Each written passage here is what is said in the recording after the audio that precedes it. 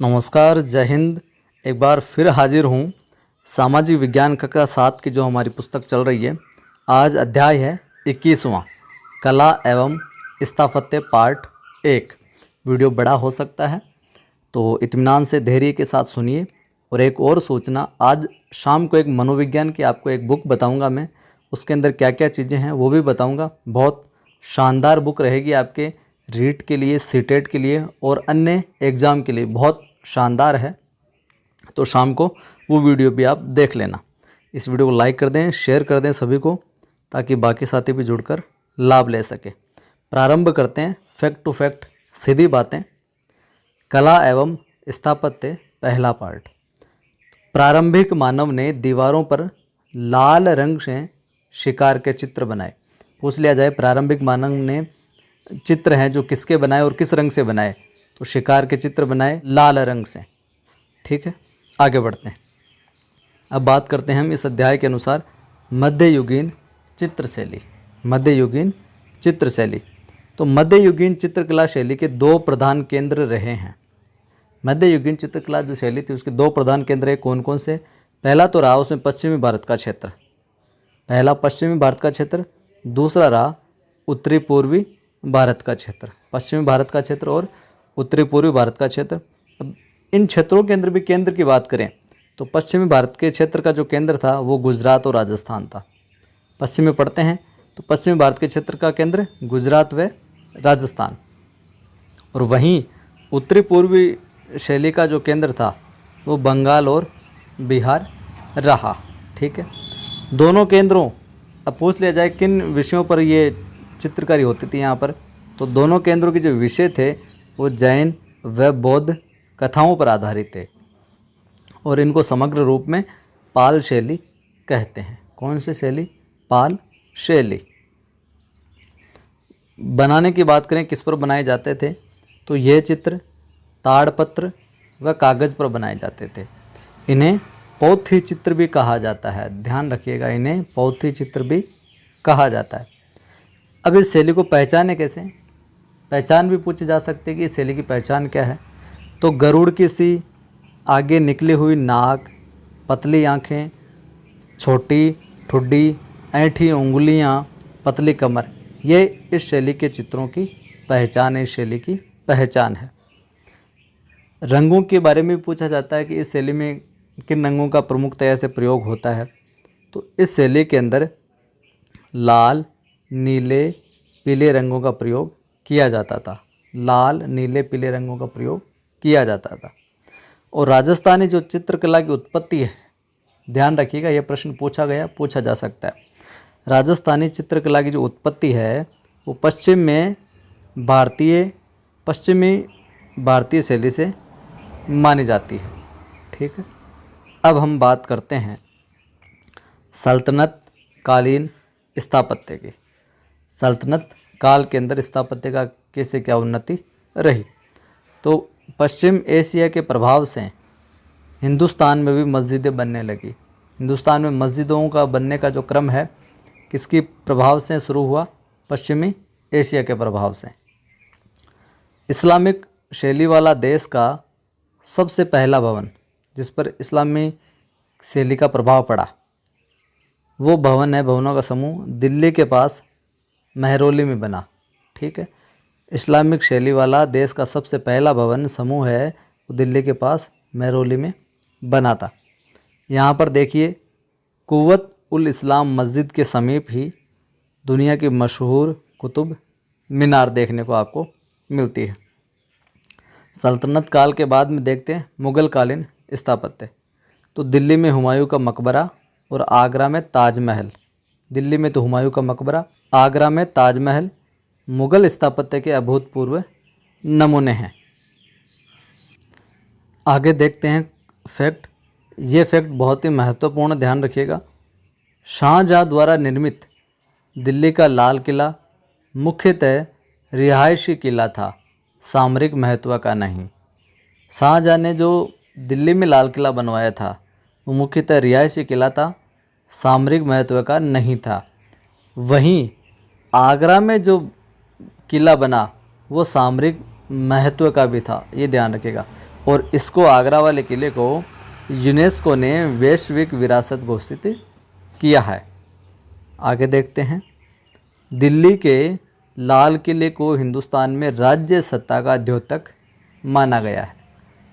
दिल्ली का जो लाल किला है वो हिंदुस्तान में राज्य सत्ता का द्योतक माना गया है। अब राजस्थान की स्थापत्य कला की ओर बढ़ते हैं। किलों को देखेंगे कुछ, लेकिन उससे पहले थोड़ी सी सामान्य जानकारी वो देख लेते हैं राजस्थान की स्थापत्य कला से जुड़ी हुई।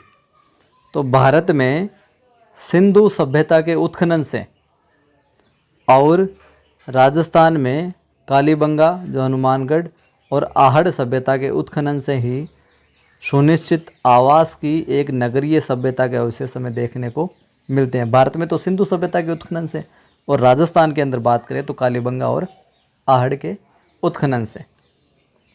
और ऐसा माना जाता है कि सिंधु सरस्वती सभ्यता से ही ईंटों के भवन बनाने की परंपरा आरंभ हुई थी। पूछ लिया जाए किस सभ्यता के कारण या किस सभ्यता से ईंटों के भवन बनाने की परंपरा आरंभ हुई, तो वो सिंधु सरस्वती सभ्यता से।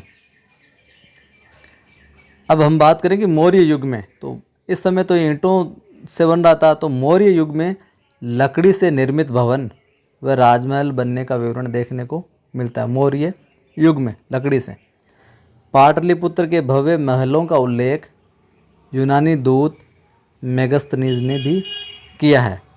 पाटलिपुत्र के भव्य महलों का उल्लेख। राजस्थान के जो प्रमुख दुर्ग हैं उनको विस्तार से भी देखेंगे, लेकिन जो मुख्य दुर्ग हैं उनके नाम देख लेते हैं एक बार और कहाँ पर हैं। तो दुर्ग कहते किसे हैं? वह क्षेत्र अथवा स्थान जिसके चारों ओर प्राचीर या परकोटा बना हो, दुर्ग कहलाता है। चारों ओर प्राचीर या परकोटा बना हो, दुर्ग कहलाता है। किले के आसपास खाइयाँ भी खोद दी जाती है, चारों तरफ पानी भर दिया जाता है ताकि दुश्मन है जो आसानी से आक्रमण नहीं कर सके।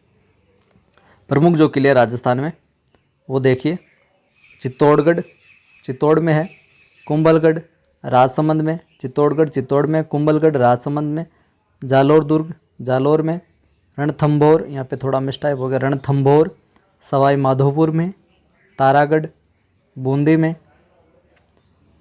मेहरानगढ़ जोधपुर में, मेहरानगढ़ जोधपुर में, सोनारगढ़ जैसलमेर में, गागरोण झालावाड़ जूनागढ़ बीकानेर में और आमेर जयपुर में। अब हम जो प्रमुख किले हैं उनका थोड़ा सा विस्तृत वर्णन देख लेते हैं, फैक्ट टू फैक्ट, जहाँ से प्रश्न बन सकते हैं वही चीज़ें। तो सबसे पहले बात करते हैं हम तारागढ़ की। सबसे पहले तारागढ़। तो तारागढ़ जो है अरावली पहाड़ी के उत्तरी भाग में हाड़ा शासकों के कलात्मक महल बने हुए हैं। अरावली पहाड़ी जो उसके उत्तरी भाग में हाड़ा शासक थे उनके कलात्मक महल बने हुए हैं। इन महलों को ही तारागढ़ दुर्ग के नाम से जाना जाता है। और इस दुर्ग का निर्माण 1354 ईस्वी में राव बरसिंह ने करवाया था। राव बरसिंह ने करवाया 1354 में। आगे देखते हैं। बूंदी दुर्ग का स्थापत्य राजपूत व मुगल कला के समन्वय का उदाहरण है। ठीक है। दुर्ग के छत्रसाल महल तथा यंत्र शाला को सुंदर भित्ति चित्रों से सजाया गया है यहाँ पर। आगे देखिए, वहीं बादल महल है, यहाँ पर अनिरुद्ध महल है कि चित्र जो है चित्रशाला में चित्रित भित्ति चित्र जो बनाए गए हैं वो राजस्थान की भित्ति चित्र परंपरा के सुंदर उदाहरण है। इस तारागढ़ के अंदर, बूंदी के अंदर जो बादल महल और अनिरुद्ध महल के अंदर चित्र बनाए गए हैं चित्रशाला में, वो राजस्थान की भित्ति चित्र परंपरा के सुंदर उदाहरण है। ये हो गया अपने तारागढ़। अब हम बात करते हैं आगे, तारागढ़ से आगे रणथंभौर की। शिव पिंड पर रखे बिल्व पत्र की भांति पहाड़ी श्रृंखला में खोया हुआ रणथंभौर देश का प्रसिद्ध दुर्ग है। और यह दुर्ग उस अंतर्यामी शिव की तरह है जो सब कुछ देखता है पर स्वयं दिखाई नहीं पड़ता। ये दो लाइनों से प्रश्न बन भी सकता है और नहीं भी बन सकता। प्रश्न एग्जामिनर बना सकता है कि वह कौन सा दुर्ग है जो शिव की तरह अंतर्यामी है, जो सब कुछ देखता है लेकिन स्वयं दिखाई नहीं पड़ता। किस दुर्ग के बारे में कहा जाता है या लिखा गया है, तो वो दुर्ग है रणथंभौर। चारों तरफ से जंगलों से घिरा हुआ, पेड़ पौधों से घिरा हुआ, तो इस वजह से इन लाइनों को शामिल किया है। दुर्ग का नाम ध्यान रखिएगा, रणथंभौर नहीं देके रणथंभपुर भी दिया जा सकता है। दुर्ग का नाम क्या है सही से, रणथंभपुर। ठीक है। किले के निर्माण की बात करें तो निश्चित तिथि ज्ञात नहीं है, लेकिन ऐसा अनुमान है कि इसका निर्माण जो है चौहान वंशी राजाओं ने करवाया था। ठीक है। और वर्तमान में ये दुर्ग व इसके आसपास, इस दुर्ग और इस दुर्ग के आसपास सघन वन क्षेत्र हैं, रणथंभौर बाग परियोजना के अंतर्गत आ गया है। रणथंभौर बाग परियोजना के अंतर्गत आ गया। जैसा कि मैंने कहा चारों तरफ है जो वन ही वन है, तो बाहर से दिखाई नहीं दे पड़ता ये ठीक से। अब हम बात कर लेते हैं जालोर दुर्ग। तो पश्चिम राजस्थान में सोनगरा चौहानों के अतुल शौर्य के लिए जालोर दुर्ग है जो जाना जाता है, प्रसिद्ध है। सोनगरा चौहानों के शौर्य के लिए जालोर दुर्ग पश्चिमी अरावली श्रृंखला की सोनगिरी पहाड़ी पर समुद्र तल से 2408 फीट की ऊंचाई पर ही स्थित है। समुद्र तल से सोनगिरी पहाड़ी पर। देखते हैं आगे। पहाड़ी के ऊपर शीर्ष पर 800 गज लंबा और 400 गज चौड़ा समतल मैदान है। पहाड़ी के शीर्ष पर, टॉप पर। इस दुर्ग का निर्माण परमार राजाओं धारावर्ष और मुंज ने 10वीं सदी में करवाया था। ठीक है। आगे बढ़ते हैं। इस दुर्ग पर मुस्लिम पीर मलिक शाह की मस्जिद भी है और जालोर दुर्ग पर लगभग 13वीं सदी तक परमार राजाओं का अधिकार रहा। कौन सी सदी तक? 13वीं सदी तक। जालोर दुर्ग के बाद में बात कर लेते हैं चित्तौड़गढ़ दुर्ग की। तो जो चित्तौड़गढ़ दुर्ग है वो मेवाड़ की राजनीति का केंद्र रहा और ये चित्तौड़गढ़ उदयपुर दिल्ली मार्ग पर उदयपुर से 120 किलोमीटर उत्तर पूर्व में स्थित है चित्तौड़गढ़। निर्माण की बात करें तो मौर्य वंशी शासक चित्रांगद मौर्य द्वारा 7वीं सदी में इसका निर्माण है जो करवाया गया, चित्रांगद द्वारा। मेवाड़ के महाराणा कुंभा द्वारा इस गढ़ के कई स्थलों का है जो जीर्णोद्धार करवाया गया, पुनर्निर्माण करवाया गया। महाराणा कुंभा ने अपने राज्यकाल में लगभग 32 नए किलों का निर्माण करवाया था कुंभा ने, और कुंभाकालीन भारतीय स्थापत्य का ये अद्भुत उदाहरण है। विजय स्तंभ की बात कर लेते हैं। तो चित्तौड़ के अत्यंत प्राचीन तीर्थ स्थल गौमुख कुंड के उत्तर पूर्वी कोण पर कुंभा द्वारा निर्मित विजय स्तंभ 47 फीट वर्गाकार 47 फीट वर्गाकार और 10 फीट ऊंची जगती चबूतरा बना हुआ है। 47 फीट तो लंबा चौड़ा है और 10 फीट है जो ऊंचा है, चबूतरा बना हुआ है इतना बड़ा, इसके ऊपर है। और ये जो विजय स्तंभ है 122 फीट ऊंचा है, 9 मंजिला है और कमाल की कारीगरी की हुई है इस पर। इसे भारतीय मूर्तिकला का शब्दकोश भी कहा जाता है। अनेक देवी देवताओं की मूर्तियाँ यहाँ पर चित्र हैं, तो इनसे भारतीय मूर्तिकला का शब्दकोश कहा जाता है। पुराविद हैं R.C. अग्रवाल। इन्होंने विजय स्तंभ के जो शिल्पी हैं उनके नामों की सूची प्रकाशित की, जिनमें जयिता और उसके पुत्र, प्रमुख तो जयिता और उसके पुत्र थे नापा, पोमा, पूजा, भूमि, चौथी, बलराज। इनका उल्लेख है जो किया है शिल्पियों में। बात करें निर्माण के विजय स्तंभ की, तो निर्माण 1440 में प्रारंभ हुआ था और 1448 में यह कंप्लीट हुआ था। एक और स्थापत्यविद हैं परसी ब्राउन, ध्यान रखिएगा, पूछा जा सकता है।